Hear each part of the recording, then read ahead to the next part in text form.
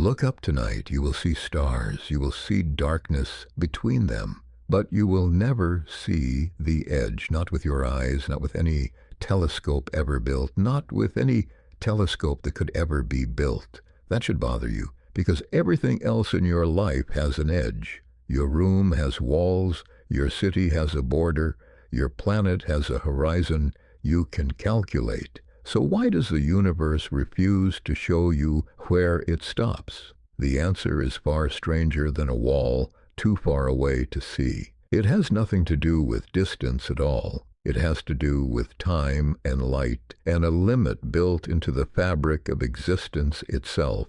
Here's the first shock. When you look at a star, you are not seeing it as it is, you are seeing it as it was. Light takes time to travel, and even at 300,000 kilometers every second, the universe is so large that light becomes a kind of time machine running backward. The sun you see is 8 minutes old. The nearest star beyond it is 4 years old. The light from some galaxies left before Earth existed at all. You are not looking out. You are looking back. Now stretch that idea as far as it goes. If you keep looking further, you keep looking further back in time, further and further and further, until you reach a point where the universe itself was too young for light to travel freely at all. That point is called the cosmic horizon. It is not a wall of matter. It is a wall of time. Beyond it, there hasn't been enough time since the beginning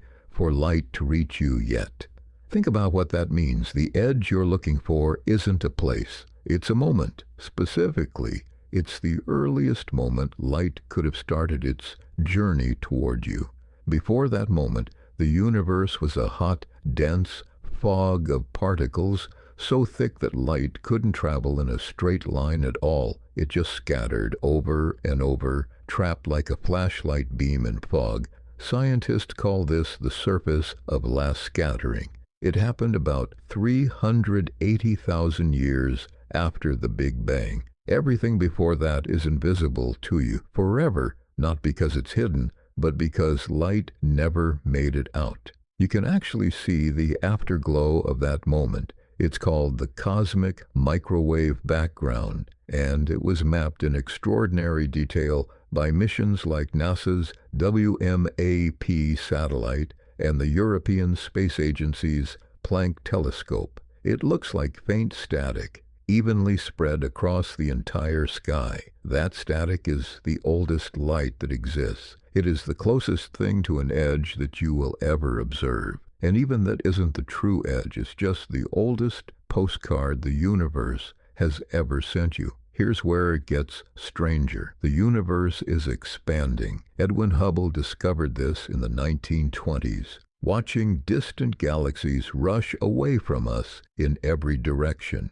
And that expansion isn't slowing down. In 1998, 2 teams of astronomers using distant exploding stars called supernovae discovered something nobody expected. The expansion is speeding up. Something is pushing the universe apart faster and faster, and we call that something dark energy, even though nobody fully understands what it actually is. So picture this. Light from the most distant galaxies has been traveling toward you for over 13 billion years, but in that same time, space itself has been stretching, carrying those galaxies even further away. Some of them are now so far away that the space between you and them is expanding faster than light can cross it. Their light will never reach you, not eventually, not ever. There are galaxies out there right now that you are permanently mathematically cut off from. Does that feel unsettling? It should, because it means the observable universe, the region you could ever theoretically see,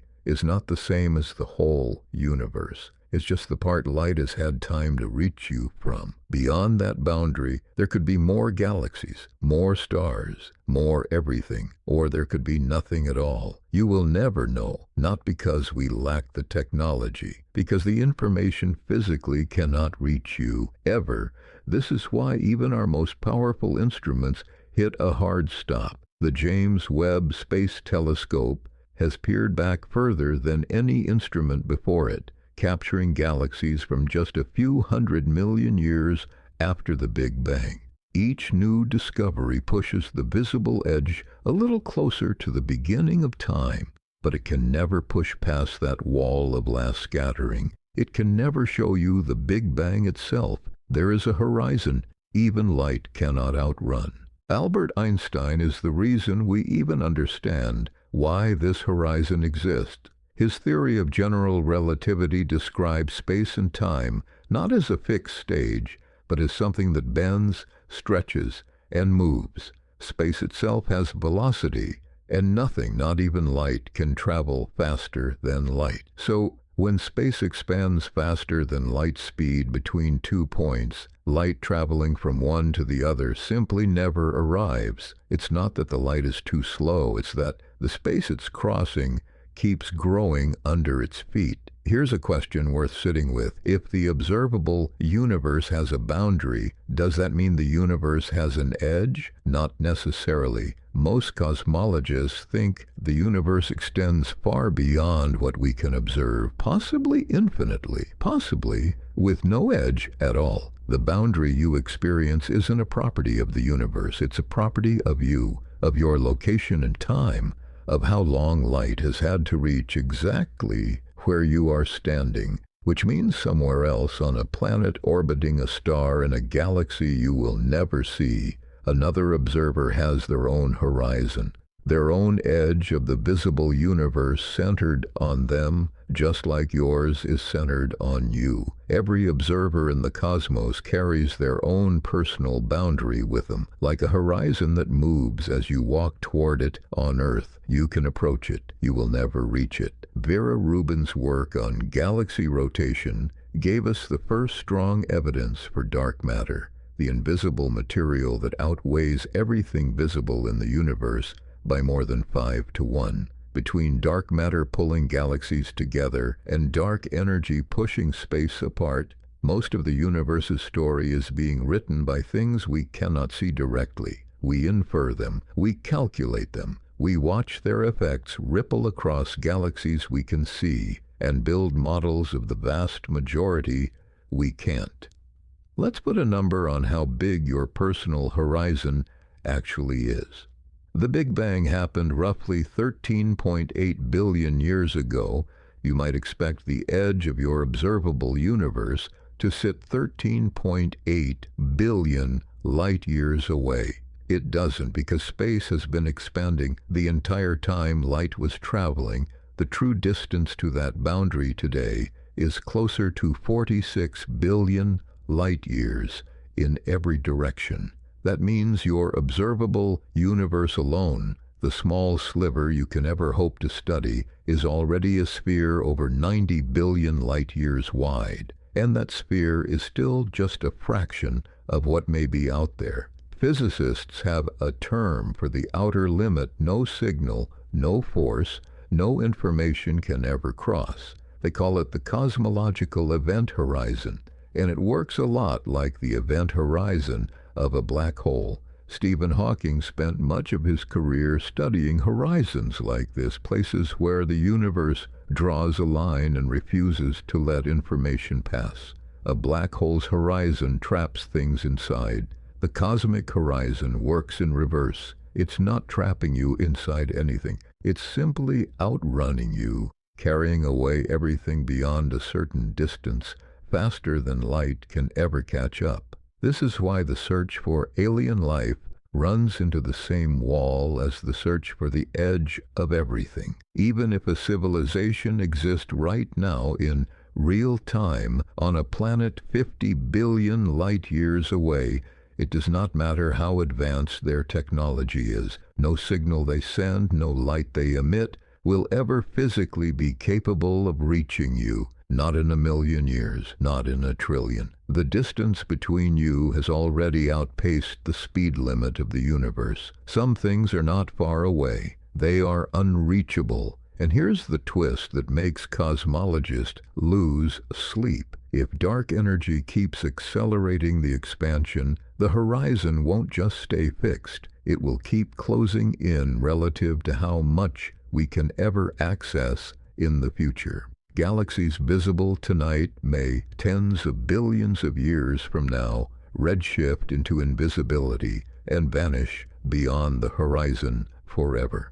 Future observers, born long after you, may look up at a sky far emptier than yours, unaware that trillions of galaxies ever existed, because every trace of them will have outrun their light. So the edge of the universe was never a place you failed to reach. It was never a wall waiting somewhere past Jupiter, past the Milky Way, past the last visible galaxy. It is a horizon made of time itself, moving outward every second as the universe ages, revealing a little more forever without ever revealing everything. Consider how differently this reframes the word unknown. You spend your life assuming that unknown things are simply undiscovered, waiting for a better telescope, a smarter algorithm, a longer expedition. But the region beyond your cosmic horizon isn't unknown in that sense at all. It's unknowable permanently by the basic rules of physics that govern light and space. That's a different kind of mystery than the ones you're used to. It's not a locked door you might someday find the key for. It's a door that was never connected to your house in the first place. And yet, strangely, that should feel less lonely, not more. Because everyone who has ever lived on every world, in every direction, shares the exact same kind of boundary. Whatever intelligent eyes exist out there, whatever they've built, however old their civilization, they are staring at their own horizon just as fixed, just as impossible to outrun as yours. The universe doesn't play favorites with what it reveals. It draws the same kind of curtain around every single observer, everywhere, all at once. Isolation in this sense is universal. It's not something happening to you. It's a built-in feature of existing anywhere at all. The Event Horizon Telescope, the same global network of dishes that captured the first image of a black hole silhouette in 2019, works by combining signals from across the planet to simulate a telescope the size of Earth itself. Someday, similar leaps in technology might let us see fractions of a second closer to the Big Bang than we can now.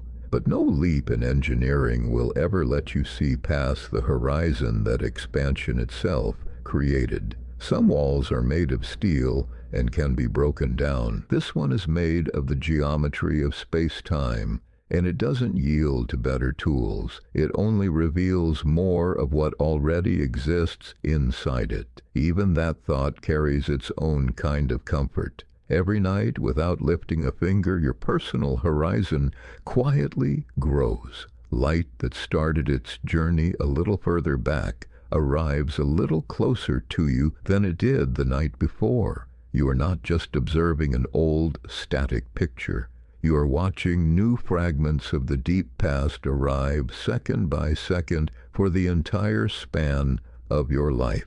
The universe is still delivering its oldest messages to your doorstep, and it will keep delivering a few more every single day you're alive to receive them. And that changes how you might think about looking up at night. Every star is a message sent from the past. Every galaxy you see is older news than any newspaper. You are not standing still under a fixed sky. You are standing at the center of your own expanding window into history, watching light arrive from moments you can never visit, from places you can never confirm still exist. Look up again tonight, you will see stars. You will see darkness between them, and now you'll know the truth. You were never looking for a place at all. You were looking for a moment, one that keeps arriving one photon at a time from the edge of time itself.